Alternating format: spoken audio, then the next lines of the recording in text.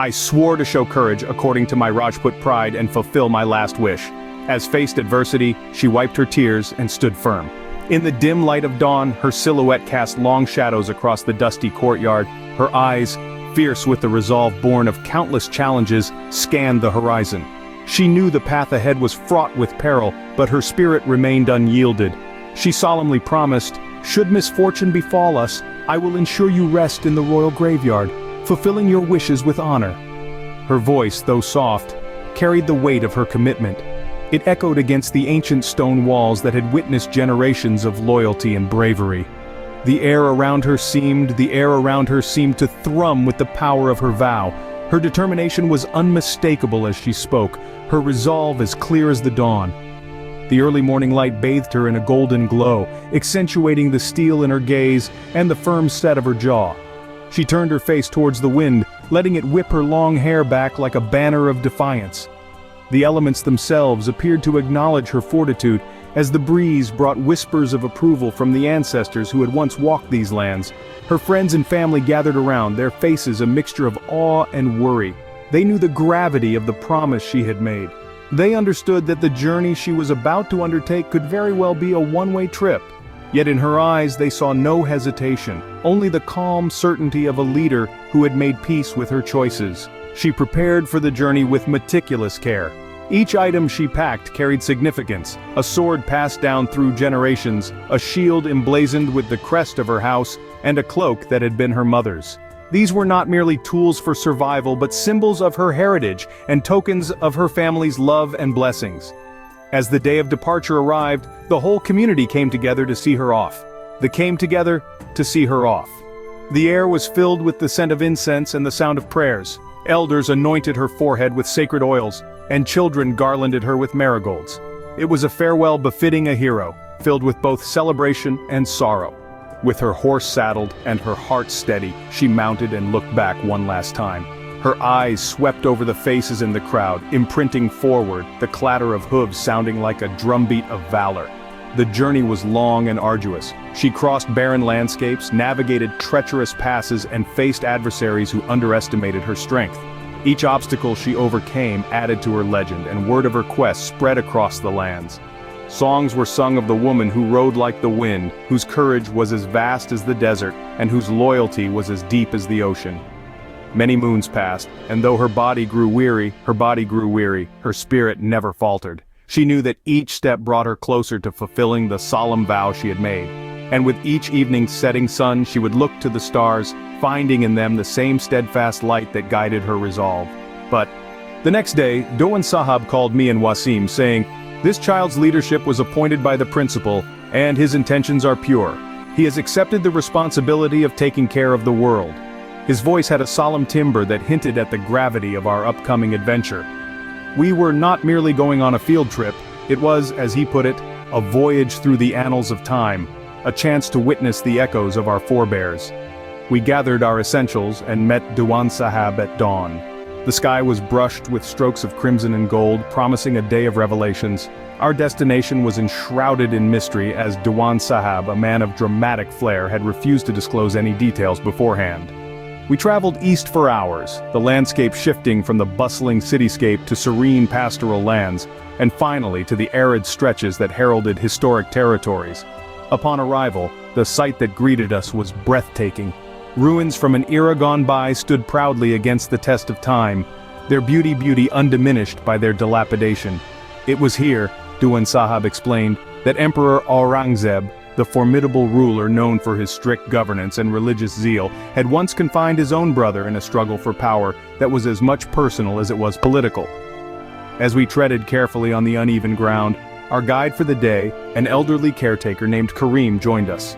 His knowledge of the place was vast, and his connection to it, profound. As we approached a particularly decrepit structure, Karim led us to a concealed entrance. It was a narrow doorway that seemed to lead into the bowels of the earth. We had to stoop to enter, the cool air inside a stark to the heat outside. The basement was dimly lit, the only light coming from the flickering flames of Karim's old lamp. Each step we took kicked up dust, a testament to the centuries that had passed since this path was last trodden. Karim's voice became our anchor in that shadowy world, as he recounted tales of the men who had walked these corridors, their lives spent in the shadows of greatness and tragedy. As we delved deeper, the air grew denser, mustier. I felt the weight pressing down on us. Each step forward, a further penetration into a past both glorious and grim. Karim paused occasionally to point out carvings on the walls, some of which were so intricate they seemed to whisper stories of their own. Suddenly, a chilling sound echoed through the corridors, a low moan that seemed as old as the stones from which it emanated. Karim, undeterred, ignited his old lamp further, the flames sputtering momentarily before catching.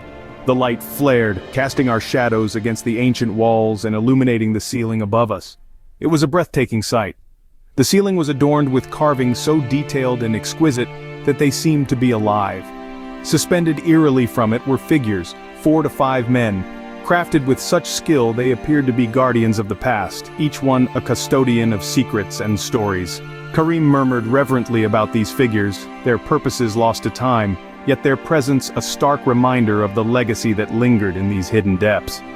As we stood there, enveloped in the whispers of centuries, it became clear that Karim was on a quest for something. His eyes scanned the room with a mix of fervor and frustration, his movements growing more deliberate. We watched, caught up in the mystery, our initial astonishment giving way to a keen curiosity.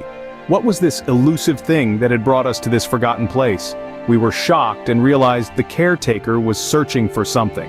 After some time, we saw a deep well, and the caretaker started performing rituals near it. His face was solemn, his movements deliberate and reverent as he placed small offerings at its edge. As he lit incense, the smoke curled up into the fading daylight, blending with the mist that was beginning to settle over the area. Suddenly, his demeanor changed, and he began mumbling to himself intensely. "This is where I saw a woman taking an oath," he whispered eerily into the cool air, his voice barely a breath. We stood a few feet away watching him, our intrigue growing with every passing moment.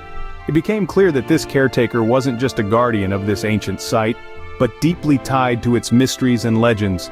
We ventured to ask him about the woman and the oath mentioned, but he avoided our gazes, his eyes darting around as if watching for unseen threats, or perhaps unseen presences. Instead of answering, he picked up his lantern and started walking briskly towards the old iron gate of the sacred area. We followed him, our steps quickening to keep up with his pace, driven by a growing curiosity and an unspoken fear of being left behind. As we approached the gate, it creaked open ever so slightly, as though inviting us into another world. The caretaker slipped through the narrow opening and we followed, entering into a dimly lit corridor that snaked beneath the ground. The walls were damp and covered with moss, giving off a musty smell that mingled with the scent of the incense still clinging to our clothes. There the caretaker paused before a mural-covered wall. The murals were old and faded, depicting rituals and celestial happenings. He continued murmuring, now more audibly, in what seemed like a dialogue with an unseen spirit. It appeared he was attempting to communicate with the spirits that lingered in this place. His words were a mix of pleas and commands, creating a chant that echoed off the stone walls. We listened, transfixed by the sound of his voice and the eerie atmosphere that enveloped us. Just as we were getting absorbed into the ritualistic performance, a sudden crash echoed through the spectral dialogue. The caretaker's tone shifted immediately to one of agitation. "What are you doing? Why are you disturbing me?" he accused, his eyes suddenly sharp and piercing, startling us out of our reverie. We tried to retreat, stepping back slowly, our hearts pounding with a mix of fear and confusion. But he blocked our path, his presence imposing, his eyes still piercing with misunderstood intentions.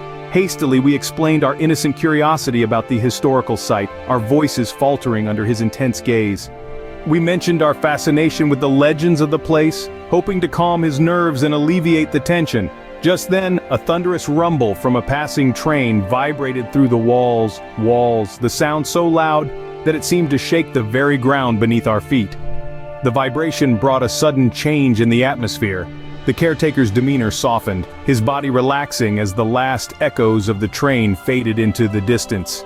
He smiled then, a genuine warmth replacing the agitation of moments before. He began sharing tales of his spiritual encounters, each story more fascinating than the last.